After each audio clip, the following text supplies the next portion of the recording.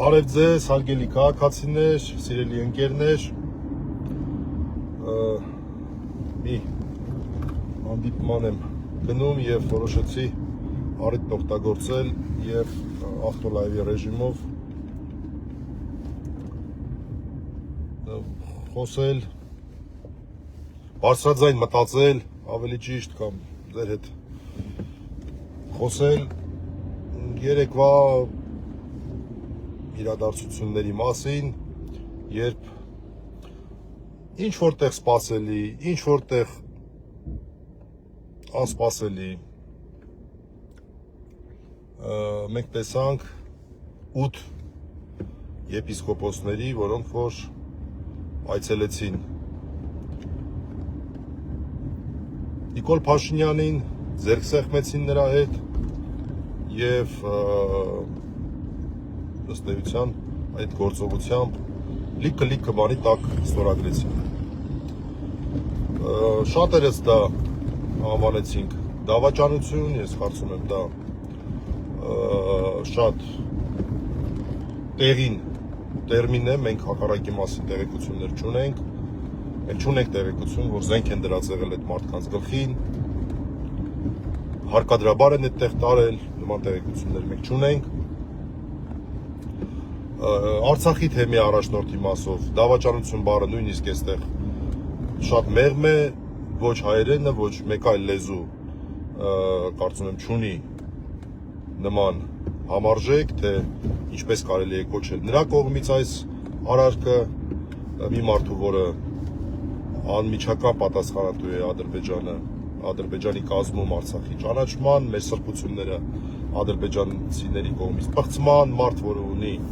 Արցախի թեմի առաջնորդի բարձր կարգավիճակ, այդ մարդու մասով դավաճանություն բառը շատ մեղմ է, այդպես չեմ կարծում, որ կարելի է նույն հարթության մեջ դնել այդ մեկի և մյուս 7-ի վարքագիծը և բոլորին նույն տերմինով, նույն բնութագրով կոչելը, կարծում եմ մեղմ ասած անարդար կլինի։ Ինչևէ, շոկային էր շատերի համար, բայց կարծում եմ պետք է սթափ, սառը քննարկենք, գնահատենք ինչ է կատարվում։ Նախ եկեղեցու նկատմամբ այս հերթական ալիքը սկսվեց 18-ը որպես առաջի ալիք դիտենք, այս երկրորդ մեծ ալիքը սկսվեց այն բանից հետո, երբ ամենայն հայոց կաթողիկոսը հերթական անգամ Արցախի մասին բարձրաձայնում իրականացրեց, Շվեյցարիայում կազմակերպեց համաժողով և ցույց տվեց, որ ինքը հաստատակամ կանգնած է մեր ազգային ինքնության, դրա հիմնասյուների պաշտպանության դիրքերում։ Դրանից հետո բոլոր ուղղություններով հարձակում, այն ինչ որ տեսանելի է տեսնում ենք, այն ինչ որ անտեսանելի է ենթադրում ենք եկեղեցու նկատմամբ, սկզբնական շրջանում լիքը մարդ այդ հոգևորականներ ի պաշտպանություն ելույթներ են ունենում, օրինակ շատ հետաքրքիր էր երեք տեղադրում էին, թե ինչպիսի ելույթներ էր ունենում Գևորգ Սրբազանը, Մասյացոտնի թեմի առաջնորդը Արցախի հետ կապված, մեր ինքնության հետ կապված այնպիսի բաներ էր ասում, որ անգամ չգիտեմ, ես ասում եմ, թե չեմ ասում։ Եվ հիմա նա գնում է այդ մարդու ձեռքն է սեղմում։ Այս ամենի այսպես գաղափարական հիմքը դրվեց այն, որ պետք է եկեղեցին մաքրել, եկեղեցում խնդիրներ կան, սկսեցին հարցեր բարձրացնել, լկտիություններ սկսեցին թույլ տալ, համակարգված լկտիություններ սկսեցին թույլ տալ, Ավազանի անունով դիմել վեհապար հայրապետին, ու ուշադրություն դարձրեցիք, որ երեք երբ որ կառավարության պաշտոնական հաղորդագրությունը եղավ, բոլորի անունները հոգևոր անուններով էին։ Գերաշնորհ Տեր Հավասարդ arczepiskopos Կճոյանը, այսինչ Գերաշնորհ Տեր, այսինչ եպիսկոպոս Էսինչյանը եւ այլն։ Իսկ Ավազան անուններով չէին դիմում։ Ավազան անունով կարելի է դիմել միայն վեհապար հայրապետին փաստորեն։ Եվ այդ մարդիկ ձեռք սեղմելով իրենց հոգևոր հորը Ավազան անունով դիմելով ծանրագույն վիրավորանք հասցնողին, ես կարծում եմ, որ վաստակել են իրավունք, որ յուրաքանչյուրը նրանց էլ դիմի Ավազան անունով, բայց ես այդ յուրաքանչյուրի մեջ չեմ մտնի, որովհետև ես համարում եմ, որ այնուհանդերձ որոշակի արժեքներ պետք է պահեն, բայց արձանագրում եմ, որ նրանք վաստակել են այդ իրավունքը, այսինքն ոչ թե վաստակել են իրավունքը, որ իրենց դիմեն Ավազանի անունով, այլ կորցրել են իրավունքը, որ այդ հարգանքի եւ այդ հանգամանքի ուժով նրանք շարունակեն կրել հոգևոր անունները։ թե ինչ արձագանք կլինի մայրաթորից մենք կտեսնենք, բայց ամեն դեպքում սա շատ կարևոր արձանագրում է։ Եվ գիտեք, սա հենց հանրային բարոյականության տիրույթում է գտնվում։ Շատերն են ասում, որ այդ մարդկանց կարողացել են այսպես ապահովել նրանց վարքագիծը կամպրոմատների միջոցով։ Ես չեմ պատկերացնում որևէ կամպրոմատ, որը ավելի արատավորեր է մարդկանց, քան այն ինչ որ երեք իրենք արեցին։ Ուղղակի չեմ պատկերացնում։ Բնության մեջ նման կամպրոմատներ ուղղակի գոյություն չունեն։ Եվ ամենակարևոր հանգամանքը, որ պետք է մենք քննարկենք այս կապակցությամբ, դա այն է, որ սա կատարվում է ոչ միայն այն մարդու կողմից, որը իրենց հոգևոր օրը Աբազանի անունով է դիմում, այլ մի մարդու կողմից, մի մարդու հետ են նրանք ձեռք սեղմում, որ իրենց 3 հոգևոր եղբայրներին ըստ էության գերության մեջ է պահում, բանտարկության մեջ է պահում։ Միքայել arczepiskopos Հաչապարյան, Բագրատ arczepiskopos Գալստանյան, Մկրտիչ եպիսկոպոս Պրոշյան։ Այդ մարդիկ ըստ ձեզ հնարավորություն չունեին, չեմ ասում, ես վստահ եմ, որ նրանցից չէր պահանջվում գնալ խոնարհվել, ձեռք սեղմել։ Ես վստահ եմ, որ նրանցից երևի թե պահանջվում էր, այսինքն վստահ եմ, որ պահանջվում էր ընդամենը լռել։ Առնվազն խոսքը վերաբերում է Միքայել Սրբազանին եւ Բագրատ Սրբազանին։ Նրանցից չէր պահանջվում գնալ ձեռք սեղմել։ Ընդամենը լռեք եւ ոչինչ չի լինի։ Այդ մարդիկ չլռեցին եւ հայտնվեցին բանտում։ Այդ ինչ պետքա լիներ, այդ ինչ պետքա հրապարակվեր, որ տենց մարդկանց դուք դա նախընտրեցիք այս ինչպես շատերն են բնութագրում դավաճանական գործողությանը։ Այդ ինչ պետքա լիներ։ Եվ գիտեք, իրականում իրավիճակը այնպիսի հանգրվանի է հասել իմ պատկերացմամբ, որ մենք պետքա շատ սառնասրտորեն նայենք, որ ծանր այսպես տեղեկությունների մենք տեղեկան իմանալու մեր մայր եկեղեցու բարձրաստիճան հոգևոր սպասավորների վերաբերյալ եւ իմանում ենք արդեն օրինակ չգիտեմ Վայոց ձորի առաջնորդը մարդը ոնց որ թե շատ օլիգարխներ մեր երկրում Երանի կտային այդ մարդու կարողությունների չափ կարողություն ունենալ չգիտեմ երևի վախեցել է որ իր կարողությունները իր ձեռքից կտանեն լավ է որ դրա մասին մենք խոսում ենք նույնիսկ չեմ կարող ասել Եվ մի քանի ամիս առաջ լիներ կասեի դե չէ ախր դա եկեղեցու հեղինակության հարց է եւ այլն եւ այլն։ Իսկ գուցե սա է այս ծանր ճանապարհը, որով մենք պետք է անցնենք եւ իսկապես պետք է մեր եկեղեցին մաքրվի։ Իսկապես պետք է մեր եկեղեցին այն որ ասում են մաքրել, այ իսկապես մեր եկեղեցին մաքրել։ Մենք հասկանանք ով էր, որտեվ այն լավ ժամանակներում բոլորը իրար կենացն են խմում, բոլորը լավն են։ Բոլորը հիանալի են, բոլորը խելացի են, բոլորը իմաստուն են, լավ կենացներ են ասում, սրամիտ են այսպես երբեմն մրցում են իրենց հոգևոր հայրերին ու կամ հոգևոր հոր մոտ ավելի մեծ դիրք ունենալու համար ավելի մեծ այսպես հավատարմություն ցույց տալու համար լավ լայն օրերին այդպես է նեղ օրերն են եկել հիմա կտեսնենք նեղ օրերում ոնց է եւ տեսնում ենք արդեն մարդկանց վարքագիծը նորից եմ ասում Արցախի թեմի առաջնորդի վարքագիծը միակ բանը բացատրությունը որ կարող է լինել դա այն է որ այդ մարդուն եկել իր կեցավայրից Այգեձորից վերցրել են թևերը ոտերը կապել են տարել են դրել են այդտեղ չգիտեմ սրսկել են ինչ որ նյութեր որ նա չգիտակցի ինչ է անում որպեսզի նա այսպես ձեռք մեկնի այդ անձին դա կարա լինի միակ ողջամիտ բացատրությունը թե ինչպես կարող Արցախի թեմի առաջնորդը մարդ ունեցի մարդ որ ես լավ ճանաչում եմ, մենք զրույց ենք ունեցել մի քանի ամիս առաջ։ Փառք Աստծո, վկա է եղել այդ զրույցին։ Ոնց կարող է այդպիսի բան անի։ Կամ այն մյուսը Անուշավան Սրբազանը։ Հետաքրքիր զուգադիպությամբ, քանի որ նրա հետ կապված հարցեր կա, իդեպ ես ուզում եմ ներողություն խնդրել բոլոր այն մարդկանց, որոնց մոտ ես փորձել եմ Անուշավան Սրբազանին հետ կապված հարցերի մասով ասեմ, չէ, ես վստահ եմ նա դավաճան չի եւ այլն։ Այդ մարդկանցից ես ներողություն եմ խնդրում, mea culpa, իմ մեղքն է, եւ ես զղջման մեջ եմ գտնվում այդ փաստի կապակցությամբ։ Պարզ դարձավ, որ մարդուն դեկանությունից հանել են, հիմա էլ ուզում է վերադառնա իր պաշտոնի, ես պարզ բանն եմ ասում, ամենապարզ մակարդակն եմ ասում, այն մնացածը դե կտեղեկանանք, վստահաբար կտեղեկանանք, ինչպիսի հանրային բարոյականության կամ այլ տեսակի բարոյականության հետ կապված հարցեր կան, եւ ես կարծում եմ, որ սա արդեն այդ փուլն է, որ չպետք է վախենալ այդ բոլոր տեղեկությունները սեղանին դնելուց։ Տենց ախպեր։ Տենց է, ուրեմն այս մաքրման փուլը մենք պետք է անցնենք։ Այս զղջման ու ապաշխարության փուլը մենք պետք է անցնենք։ Տենց է։ Անուշամա սրբազան օրինակ։ Մարդը դեկան էր, հիմա էլ այսպես հանեցին իրան, որտեվ գնացել մասնակցել էր Սամվել ուրեմն Կարապետյանի հետ կապված հանրահավաքին, հիմա էլ ուզում է վերադառնա իր պաշտոնին, շատերն են ասում, որտեղ նստում դրա մասին է խոսում։ Էդ է հոգևոր հոր նկատմամբ հավատարմությունը ավելի մի կշերքի մի նժարին է, մյուս նժարին ինչ-որ քանձռոտ պաշտոն։ Մարդը երևի որոշում է կայացրել։ Չգիտեմ, այդ գործոնն է եղել, այլ գործոններ են եղել։ Ամեն դեպքում ես նորից ասեմ, իր մասով ներողություն եմ խնդրում, որ ես ու իդեպ բազմիցս փորձել եմ գնալ եւ հանդիպել Անուշավան Սրբազանին Գրիգոր Լուսավորիչ եկեղեցում, չի ստացվել, հիմա մտածում եմ, որ լավ է չի ստացվել, որովհետեւ լավ է, որ այդ մարդու հետ ես երկու բառ չեմ փոխանակել։ Ցավում եմ, որ երկու բառ փոխանակել եմ, օրինակ, Վրթանես Սրբազանի հետ։ Երկու բառ չեմ փոխանակել։ Բավական ջերմ հարաբերություններ։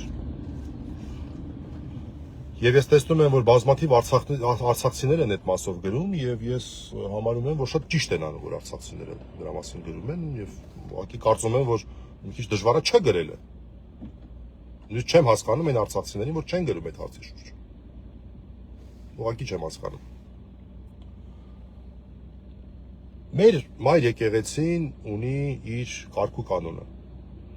55 եպիսկոպոս ունենք։ Տարին բացել ենք 56-ով, Իտեր հաղթեց մեր եպիսկոպոսներից մեկը, հիմա 55 եպիսկոպոս ունենք, նրանցից 8-ը այս պահին բացահայտ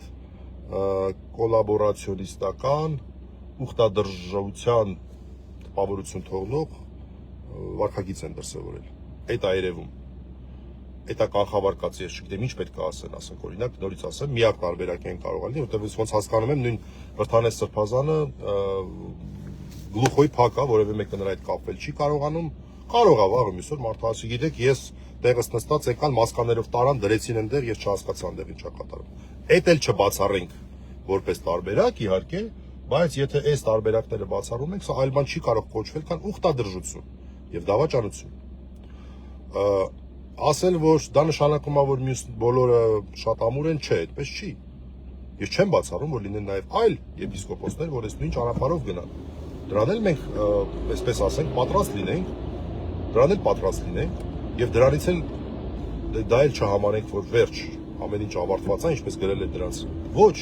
դուք երևի լավ չեք պատկերացնում, որ եկեղեցին այնուհանդերձ բան չի, այտենց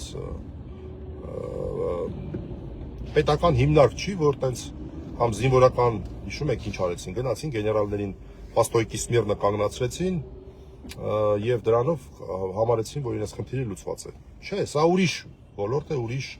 հանգամանքներ այստեղ կան։ Ի վերջո չմոռանանք, որ ասում վերև Աստված կա։ Ինչի մասին է խոսքը, այսինքն այս ամեն ինչը Աստծո ձեռքերում է եւ հատկապես սա այն դեպքն է, որ մենք հավատով պետք է լցվենք այն սա է ինստիտուտի հայ առաքելական եկեղեցու ցանկացած հոգևոր կառույցի եւ իսկապես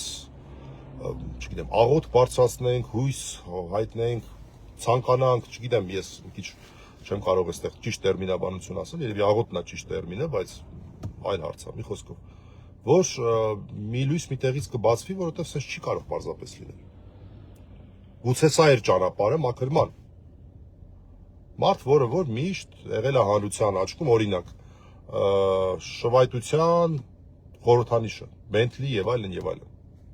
Բայց չգիտեմ ոնց է, ինչ է, բայց մարդիկ այդ ընկալումն են ունեցել։ Եվ Նիկոլ Փաշինյանը խոսում է եկեղեցի մաքրելու մասին ու բերում է Նավասադ Խճոյանը, այսինքն այդ կարծինքան էլի։ Որ դե լուրջ տենց են եկեղեցի մաքրում։ Իսկ մենք իհարկե հասկանում ենք, որ այս ամեն ինչի հիմքում է նա, որ եկեղեցին քանդի։ Եկեղեցին քանդի։ ցույց տա, ասի, ես չեն ձեր եպիսկոպոսները, տեսեք, ես կողմից էլ են կողմից էլ, բայց այս մաքրման ճանապարհը հաստատ ունի թունելի վերջում լույս, որն է այդ լույսը։ Նախ այդ լույսը մենք տեսնում ենք մեր 3 սրբազաններին, որ հիմա բանտված են։ Այս մարդիկ իրենց ուսերին, այն հին են 3 ատլանտների պես, իրենց ուսերին պահում են հայ առաքելական եկեղեցու պատիվը, արժանապատվությունը եւ հայկական ինքնության պատիվն ու արժանապատվությունը։ Այս 3 մարդիկ առաջի հերթին։ Եվ հաջորդը իհարկե վեհապար հայրապետը, որ այստեղ պետք է մենք աղոթենք հաստատակամության համար վեհապար հայրապետի։ Այն հաստատակամության, որ մենք մինչ օրս տեսել ենք, իհարկե շատերս շատ ավելի կտրուկ քայլեր ենք ենթադրում եւ այլն, բայց գոնե հաստատակամություն ա եղել, որ որևէ մեկի մտքով չանցնի, որ ես հրաժարական եմ տալու եւ այլն։ Լուսավորչի գահը, Թադեոս եւ Բարդուղիմեոս առաքյալների գահը դա բան չի էլի, sense ինչ որ մեկին փոխանցելու համար։ Դա խաչ է եւ եթե մարդը դա ստանձնել է, մինչեւ վերջ պետք է տանի։ Դա այդ գիտակցումը մենք տեսնում ենք։ Անկախ էս ծայրահեղ ծանր վիճակից։ Եվ գիտեք 55 եպիսկոպոս ունենք։ Բոլոր իրենց կարգի մեջ հաստատ եպիսկոպոսներին զորություն եւ ամենայն բարիք եմ մաղթում, բայց շատ կներեք, եթե 55-ից մնա 10-ն էլ միևնույն է եկեղեցին կարող է նորից վերականգնվել։ 5-ն էլ նորից եկեղեցին կարող է վերականգնվել։ 3-ն էլ նույնիսկ մնա միայն այն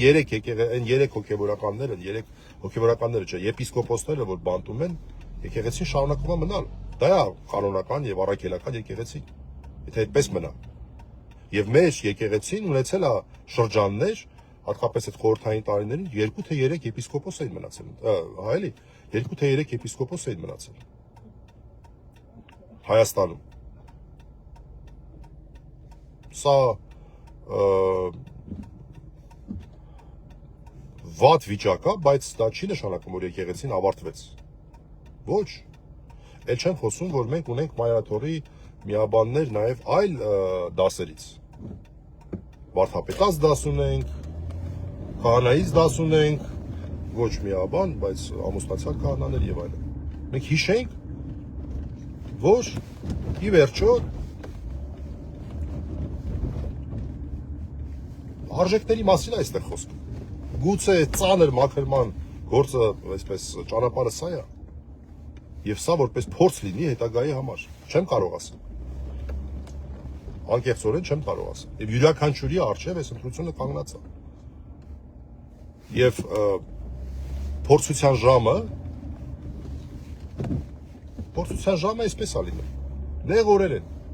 Տեսնենք թե մարդիկ վստահ չեն, որ իրենք գիտեն իրենք ինչպիսի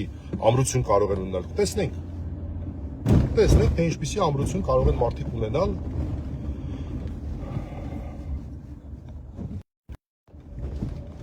ինչպիսի ամրություն կարող են ունենալ այս ծանր իրավիճակում։ Իսկ մեր աշխարհականներիս